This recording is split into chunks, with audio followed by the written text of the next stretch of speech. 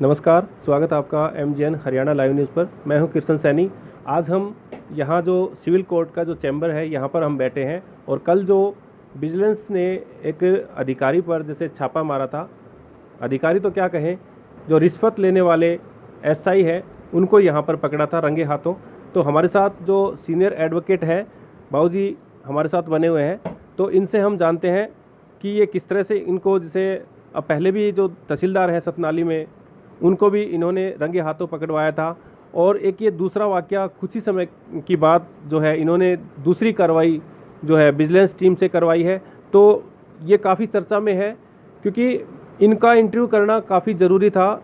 इनसे प्रेरणा लेकर के काफ़ी लोग जो है इनसे प्रेरित होकर के जागरूक भी होंगे। तो काफ़ी बार हमने ऐसा सोचा कि ऐसे लोगों का आगे आना चाहिए और इन लोगों से जैसे लोगों को मोटिवेशन मिलेगा। तो सर, सबसे पहले हमारा जो है ये आपने जो काम किया है ये काफ़ी प्रशंसा हो रही है पूरे हरियाणा में, हरियाणा से भी बाहर जो ज़िले हैं उनमें सभी में आपकी चर्चाएं हो रही हैं कि ऐसे लोगों को आगे आना चाहिए। और आपने जो ये बहुत बड़ा जो कदम किया, जो भ्रष्टाचार के खिलाफ आपने आवाज़ उठाई है और रंगे हाथों उन भ्रष्ट जो अधिकारी हैं, अफसर हैं, उनको आपने पकड़वाया सर। जी, पहले तो सबसे पहले तो मैं आपके MG चैनल के लिए आपका बहुत बहुत धन्यवाद करता हूं। आप मेरे पास तीसरी बार इंटरव्यू लेने के लिए आ रहे हो। ये मामला जो है 304/2021 की एक FIR थी, जो थाना 304 नंबर FIR नंबर और 2021 साल में थी। 29/10/2021 को ये FIR दर्ज हुई है 406, 420, 471, 468, 467 धाराओं के तहत। इसमें एक परीक्षित नाम का मुलजिम था और एक धोलाराम और एक सुनील मैरमपुर का, 3 अक्यूज मेन अक्यूज थे। और परीक्षित के खिलाफ पुलिस ने चालान पेश कर दिया था।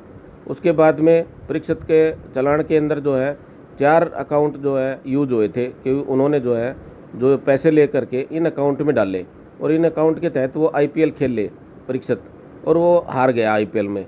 तो पैसे लप्स हो गए थे क्योंकि कॉन्ट्रैक्ट एक्ट में भी जो बाजी के करार होते हैं उसके अंदर कोई रिकवरी का सूट भी फाइल नहीं किया जा सकता।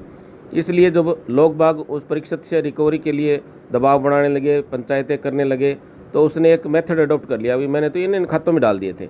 तो पुलिस ने उसकी कमज़ोरी का नाजायज़ फ़ायदा उठा करके और जो जयपुर की जो पार्टी जो IPL खिलाती थी इसको परीक्षित को, उस पार्टी को दबोच लिया। उनमें से एक को दबोच लिया, उस जिसका नाम था रवि झाझड़िया। और उसकी जो दूसरे दिन जिस दिन पकड़ा उसको 13/3/2000 उसको 3/3/2021 को 22 को पकड़ा है। उसके दूसरे दिन उसकी सिस्टर की शादी थी।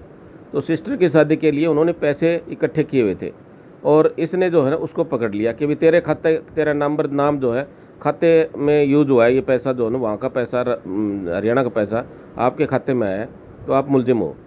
उसको बिना सुने ही उसको ला करके और उससे 10 लाख रुपए मंगवा लिए कि तेरे को छोड़ देंगे, यहीं छोड़ देंगे, लिंक तेरा कोई है नहीं, तेरे को गवाह बना लेंगे।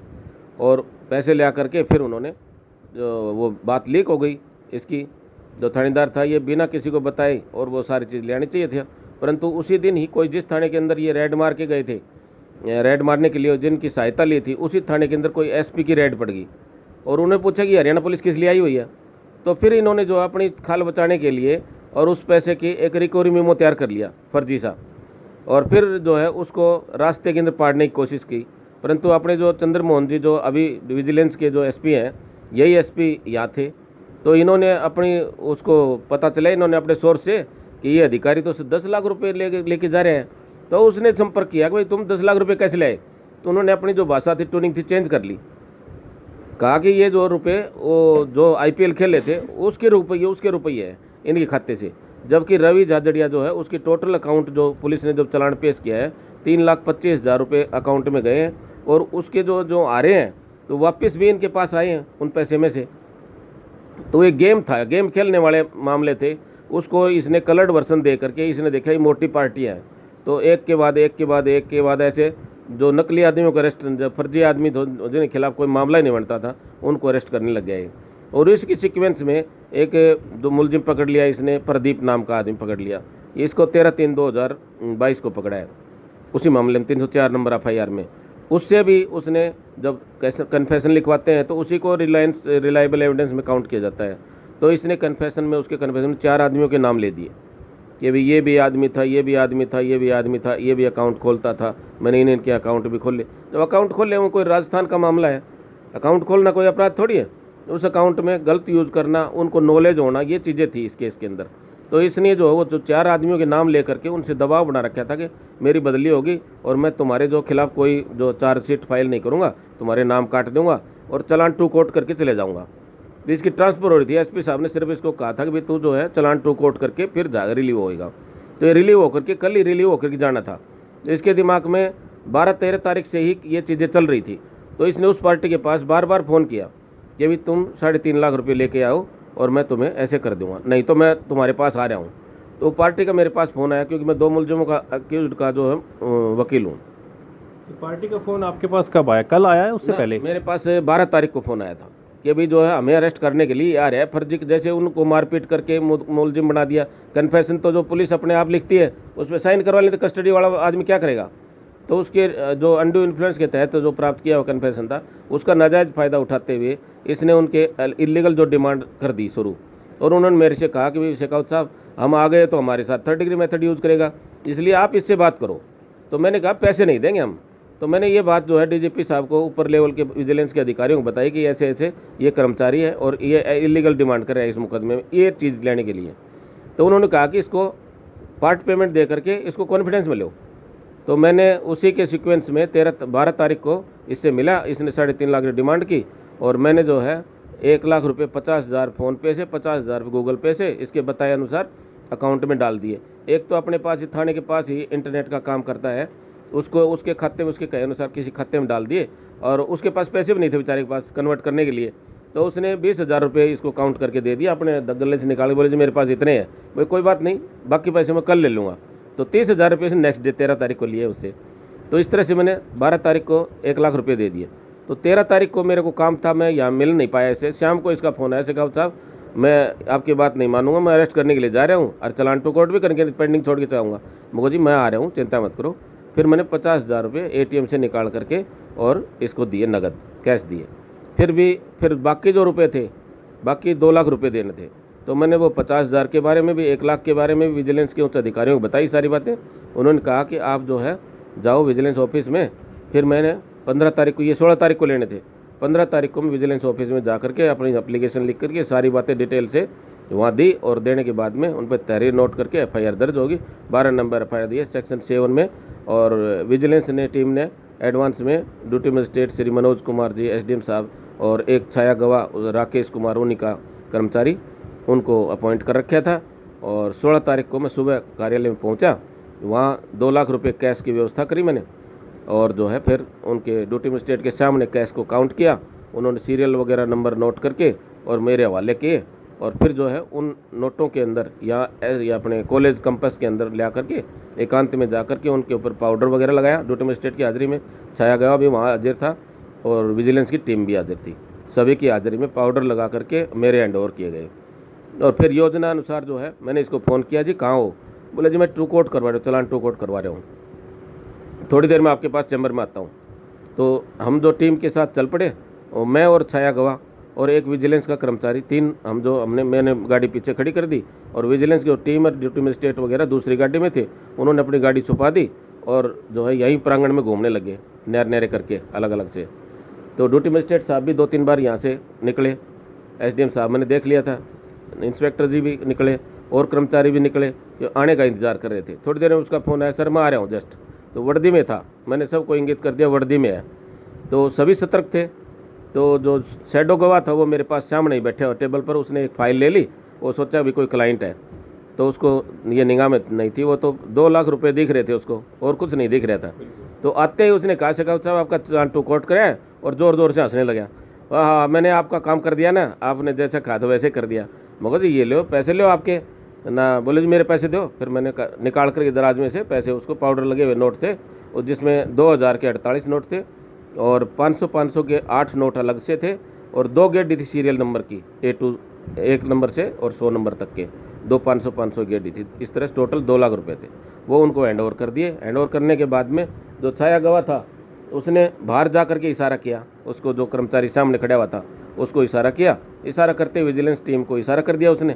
एकदम से विजिलेंस टीम ने छापा मार लिया और उसको भागने लगा, जब उसको फिर पकड़ लिया। रुपए भगाने की कोशिश की परंतु काबू आ गया वो। तो ये उसने पैसे जैसे मतलब पूरे हाथ में ले लिए थे करके चलने लगा, फिर मेरे को थैली दे दो, मैंने वो थैली पकड़ा दी उसको, थैली में गाल करके चलने लगा। इतनी देर में आ गई विजिलेंस टीम, क्योंकि शेडो के पास बाहर खड़ा हुआ था। हमने कह दिया था भाई आप टुंडी लगा देना, भाग नहीं पाए, प्लानिंग बनाई हुई थी ना, इसलिए कैच पकड़ दिया। फिर ड्यूटी मजिस्ट्रेट की हाजिरी में एसडीएम साहब यहाँ बैठ गए और उनकी हाजिरी में वो नोटों की काउंटिंग की गई। वही नोट थे जो मुझे दिए गए थे। इसके बाद में मेरे भी हाथ धुलाए गए और उसके भी हाथ धुलाए गए। इतने नोट लिए हैं तो हाथ पीले हो जाएंगे। तो इस तरह गुलाबी उसके भी रंग, जो 4 पौवे भरे थे, 2 मेरे और 2 उसके सैंपल लिया, उनको सील किया एसडीएम साहब की हाजिरी में। और छाया गवाह भी वहीं था, सील के ऊपर सबकी मोहर हमारे दस्तक हुए सभी के, और फर्द वगैरह बनाई। फिर उसको अरेस्ट करके थाने के अंदर ले गए ताकि उसकी जो गाड़ी गुड़ी भी कोई जमा तलाशी वगैरह ले करके आए। गाड़ी में जैसे जिस तरह से वीडियो में देखा जा रहा था, गाड़ी के अंदर जैसे कुछ छानबीन की जा रही थी, उसमें क्या निकल के आया? आपने कुछ देखा वहाँ पे? ना, मैं नहीं था वहाँ। मैं तो फिर विजिलेंस ऑफिस में चला गया था बाकी कार्रवाई के लिए, थाने के अंदर मैं नहीं गया।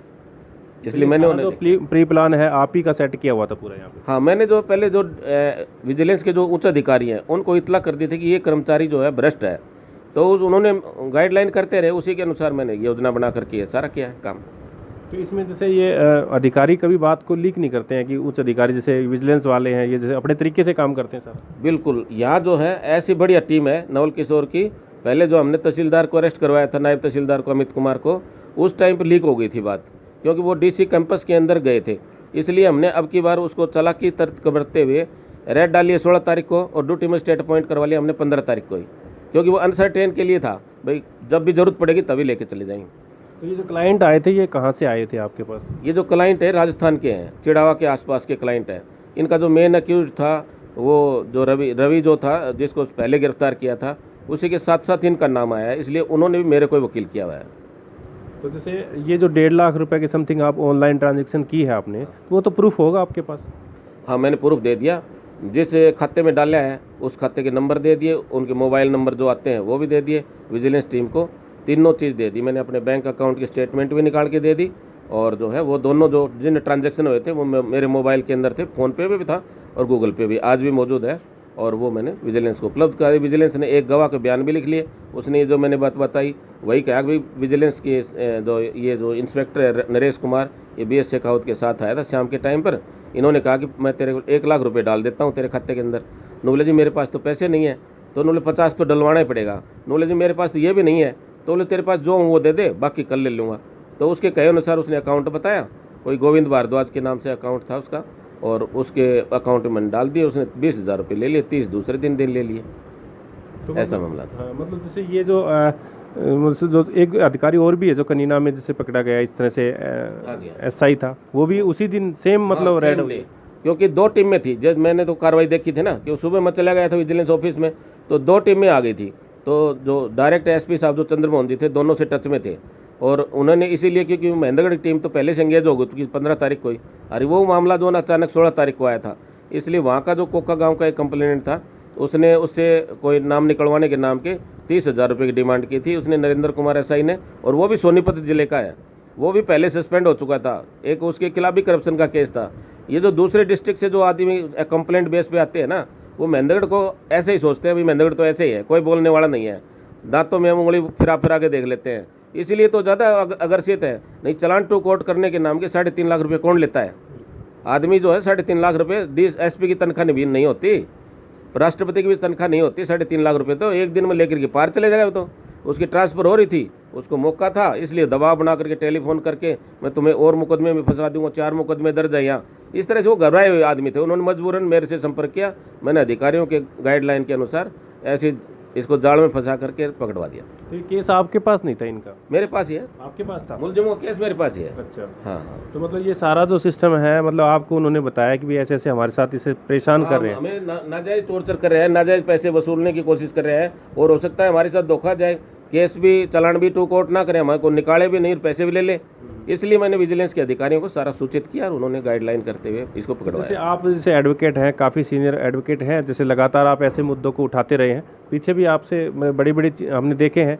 और जैसे शेखावत साहब जैसे बताइए, जैसे इस पे अगर कार्रवाई होती है तो किस किस धाराओं के तहत ही इनको सज़ा हो सकती है, या क्या प्रावधान हो रहने वाले? देखो सेक्शन 13 है, उसके अंदर कोई जो मुलजिम है वो डायरेक्ट रंगे हाथ नहीं पकड़ा जाता है। कोई कर्मचारी है वो इनडायरेक्ट में किसी से रिश्वत लेता है सेक्शन 13 में आएगा, और डायरेक्ट रंगे हाथों पकड़ा जाता है और डायरेक्ट डिमांड करती है। देखो पीसी एक्ट जो है सेक्शन 7 है, उसके अंदर देखो डिमांड होना चाहिए, एक्सेप्टेंस होनी चाहिए और रिकवरी होनी चाहिए।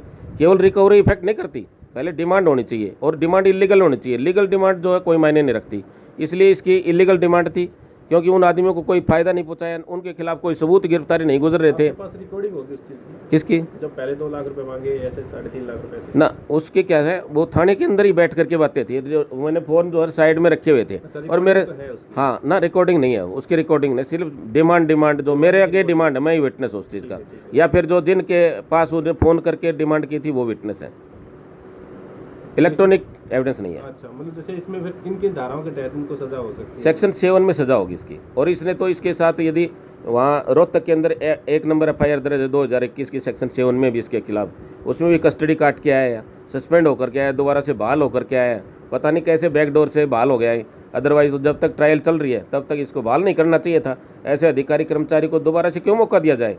परंतु पता नहीं सिस्टम है, अंधेर नगरी वो चौपट राजा, ऐसा काम था। आज आप नारनौल में गए थे, इसी कोर्ट की तारीख को लेकर के गए थे? हाँ, आज जो उसको पेश करना था, आज जो है ना उसके 1 दिन का पुलिस रिमांड सीख किया है, 2 दिन का मांगा था, 1 दिन का पुलिस रिमांड दिया है उसका, इसलिए मैं वहाँ पैरवी के लिए गया था।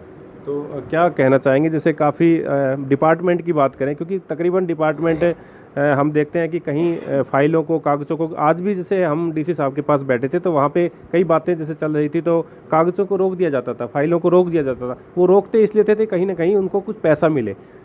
तो सर, जैसे आप जैसे लोग हैं, जागरूक हैं, उस चीज़ को बखूबी समझते हैं कि और लोगों को भी जागरूक होना चाहिए, तो जनता के लिए क्या आप मैसेज देना चाहेंगे? देखो, किसी भी आदमी की कोई फाइल है वो लीगल वे से चल रही है, उसको लाल फीता स्याही लगा करके ब्लॉक करना कानूनी रूप से जुर्म है, और वो जुर्म जब ही होगा जब उसको जुर्म को उजागर करेंगे। चोरी करना अपराध है, परंतु चोरी के लिए कोई आदमी कंप्लेनेंट तो बने। चोरी करके ले गया, ये सोचा तेरे को मुकदमाबाजी में पढ़ना पड़ेगा, कंप्लेंट नहीं बनेगा तो चोरी का सजा किसको दिलाएंगे, इन्वेस्टिगेशन कैसे होगी?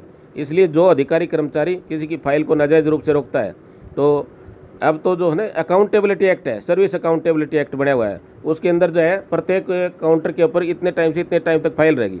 यदि उस टाइम से ज़्यादा फाइल रहती है तो हमें प्रॉपर चैनल के अंदर उसकी कंप्लेंट करनी चाहिए, कल रखी, कि उसको शोकाज नोटिस भी देना चाहिए कि तेरे पास इतना टाइम में ये फाइल थी, लंबे टाइम तक क्यों रही, और वो उसको कौन करे, उसके जो कंसर्न अधिकारी, उच्च अधिकारी करे। उसको अधिकारी को कैसे पता चलेगा? हम कंप्लेनेंट बन करके जाएंगे तभी पता चलेगा। इसलिए जो है ना लोगों को जागरूक करना चाहता हूँ, जिनके जितने अधिकार हैं, जो जहाँ दुखी होता है उसको संबंधित कर्मचारी से अधिकारी शिकायत करने के लिए मैं फ्री हूँ। मेरे 94 162 82 502 नंबर है, और मैं ग्रीवेंस कमेटी का मेंबर हूँ। मेरा कर्तव्य है कि मैं लोगों की ग्रीवेंस को दूर करूँ। गवर्नमेंट ने मुझे राज्यपाल द्वारा अपॉइंट किया हुआ है, इसलिए साइन करके गजट नोटिफिकेशन जारी करके, तो प्रत्येक जो ग्रीवेंस कमेटी के मेंबर हैं उनका भी मैं आगाह करता हूं कि वो भी इस तरह के कार्य के अंदर लोगों के जो अत्याचार लोग हो रहे हैं उनको सहन ना करें, और कंप्लेनेंट बन करके और कार्रवाई करें, और ऐसे भ्रष्ट अधिकारियों को गिरफ्तार करवाएं। ठीक है, थैंक यू सर। तो ये हमारे साथ BS शेखावत जी मौजूद थे, और ये सतनाली से बिलोंग करते हैं, और महेंद्रगढ़ चैम्बर, जो महेंद्रगढ़ सिविल कोर्ट है, यहाँ पर ये बैठते हैं। तो इन्होंने बताया कि कैसे इन्होंने जागरूकता दिखाई और लोगों के लिए एक पॉजिटिव मैसेज भी दिया है कि कैसे हम भ्रष्ट लोगों के खिलाफ आवाज़ उठा सकते हैं, और इन्होंने वो काम जो है करके भी दिखा दिया। तो हम जितने भी साथी इस वीडियो को देख रहे हैं उनसे आग्रह करेंगे कि इस वीडियो को ज़्यादा से ज़्यादा शेयर करें, और ये मैसेज पूरे समाज में फैलाएं कि जो भ्रष्ट लोग हैं उनके खिलाफ आवाज़ उठाने के लिए हमेशा तत्पर रहना चाहिए, ना कि उनसे झुक करके उनको रिश्वत देने के लिए आगे आना चाहिए। रिश्वत देना और लेना दोनों गुनाह है। तो इन्होंने काफ़ी बड़ा जो काम कल दिखाया, जो करके दिखाया, पूरे हरियाणा में इसकी चर्चा है। तो जितने भी साथी इस खबर को देख रहे हैं ज़रूर शेयर करें और इस चैनल को सब्सक्राइब करें। आप बने रहिए MGN हरियाणा लाइव न्यूज़ के साथ। नमस्कार, धन्यवाद।